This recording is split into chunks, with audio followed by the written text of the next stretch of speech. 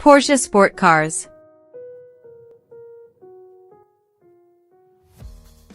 But before we start, please support us by pressing like and subscribe buttons. Also turn on the bell notification to get the latest updates. Your support means a lot to us. Thank you. Porsche is one of the famous car manufacturers from Germany that has a long history and outstanding achievements in auto racing. Porsche cars are famous for their aerodynamic design and high engine performance.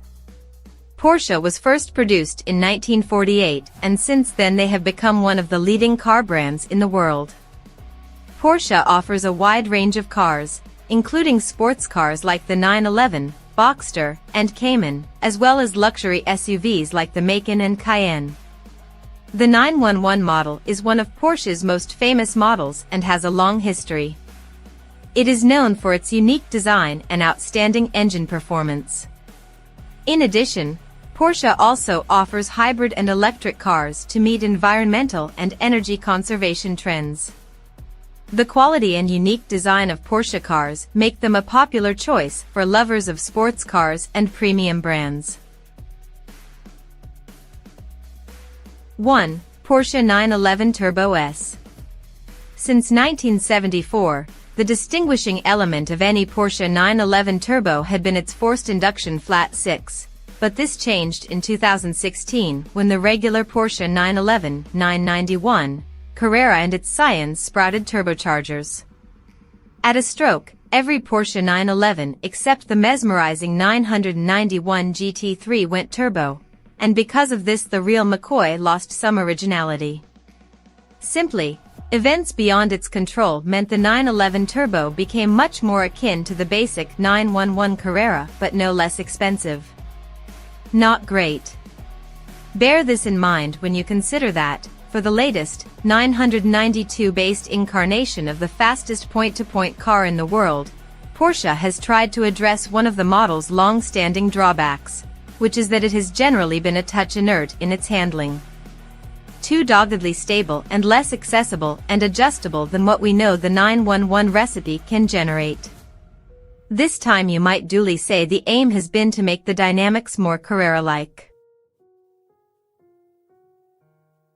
2. Porsche Panamera Turbo SE Hybrid. You've got to feel a little sorry for the Porsche Panamera. Once the go-to large luxury sports saloon, this performance five-door has been rather upstaged by its new upstart EV sibling, the Porsche Taycan. Pitching up in pretty much the same sector of the market and taking up largely the same footprint on the road, the all-electric Porsche, complete with its on-trend zero-emissions messaging, has rather stolen the Panamera's thunder, not literally, given its near-silent progress. Yet Porsche still has faith in its fleet-footed family flagship. Not only has it suggested that it could survive alongside the Taycan for years to come, but it has also not long given both the hatchback and the more spacious Sport Turismo versions of the current 971 series Panamera a little midlife nip and tuck. 3. Porsche Taycan. Despite the angst and trepidation that might have surrounded its inception, the all-electric Porsche Taycan can now have very few detractors either inside the halls of its parent company or beyond them. The Porsche was launched to widespread admiration at the end of 2019. Its model range has expanded considerably since, now including both the Porsche Taycan Sport Turismo Pseudo Estate and Porsche Taycan Cross Turismo All-Surface Specialist, as well as a special GTS high-performance derivative in addition to the turbo-badged range toppers. It has wasted little time in cementing a place among Porsche's better-selling showroom models, routinely outselling the 911 and 718 sports cars and the Panamera four-door.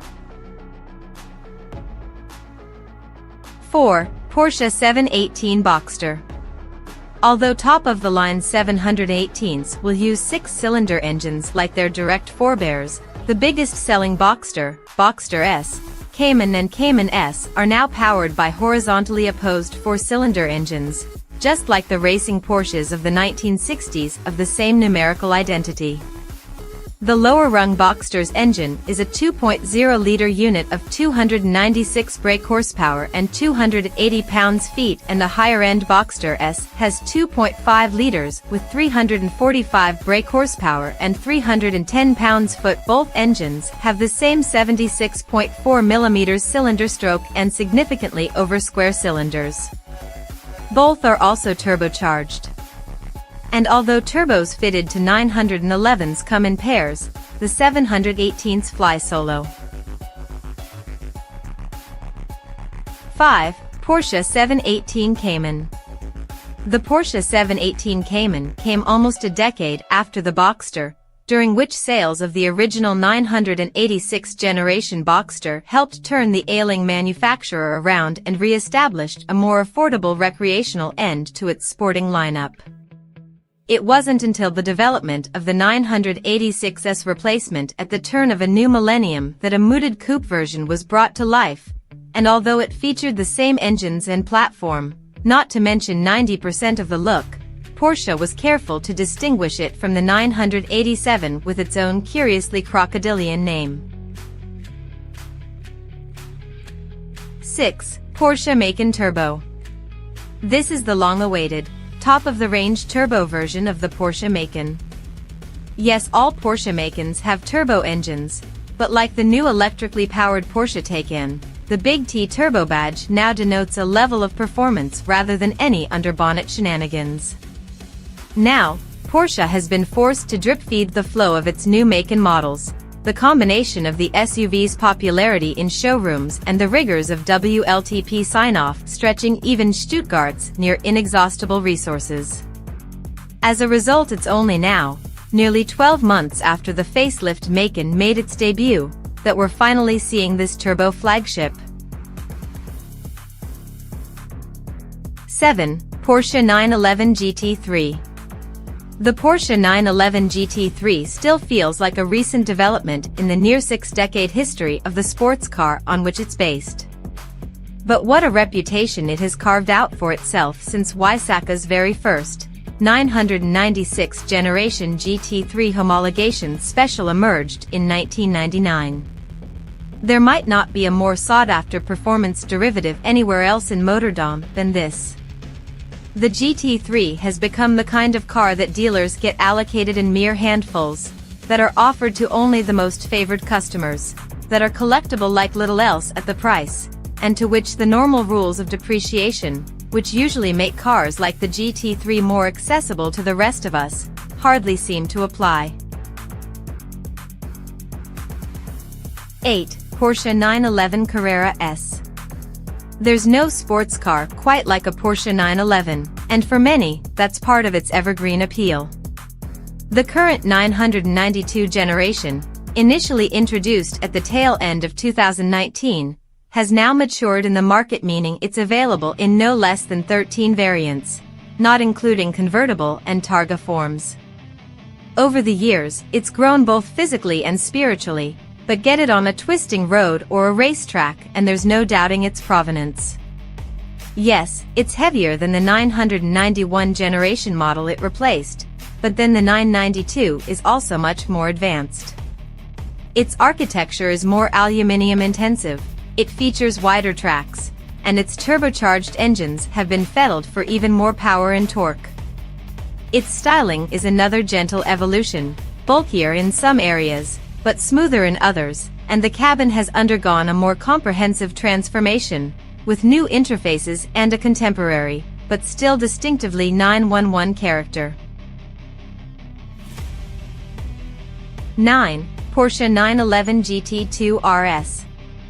Variously faster, wider, stiffer, more powerful and more motorsport than any road-going 911 that Porsche has yet made, the 911 GT2 RS, Weissach's range-topping GT car godfather, steps up for examination by the Autocar Road Test Microscope this week. With this car, Porsche comfortably surpasses the official engine output of even the 1990s-era 911 GT1 in competition trim. Leaving aside tuner specials, this is by some margin the most potent version of the firm's celebrated sports car ever fitted with number plates.